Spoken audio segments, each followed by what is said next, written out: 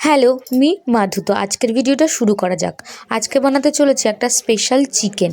আগে আমিও কোনো দিন ট্রাই করিনি, আজকেই ট্রাই করবো। তো চলো শুরু করা যাক। তো প্রথমে আমি টমেটোগুলোকে এভাবে সেদ্ধ করে নিয়ে ছোকলাটা ছাড়িয়ে নিলাম। তারপর মিক্সচারে দিয়ে দিলাম। তারপর আবার তেল দিয়ে শুকনো লঙ্কা, আদা, রসুন, পেঁয়াজ ভালো করে ভেজে নিলাম। ভেজে ওর মধ্যে দিয়ে দেবো কাজু। এটাকেও ভালোভাবে ভেজে তারপরে একসঙ্গে কিন্তু সবগুলোকে মিক্সচার করে নেব। এটাই রেডি হয়ে যাবে আমাদের মশলা। তো প্রথমে দিয়ে দিলাম তেলের মধ্যে জিরে, তারপরে আলু আর মাংসটাকে ভালো করে কষিয়ে নেব লবণ আর হলুদ দিয়ে। আসলে একটু অন্যরকমভাবে রান্না করতে চাইছিলাম, যাই হোক। তারপরে মশলাটা দিয়ে দিলাম। তারপর একটু লঙ্কার গুঁড়ো, আর যে যেরকম ঝাল খেতে পছন্দ করো সেরকমভাবে ঝালটা দিয়ে দেবে।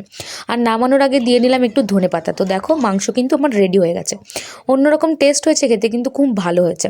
তো তোমরাও ট্রাই করো আর আমাকে জানিও কেমন লাগে। ভিডিও ভালো লাগলে লাইক, কমেন্ট, শেয়ার করতে ভুলো না। টাটা, সবাইকে ভালো থেকো সবাই।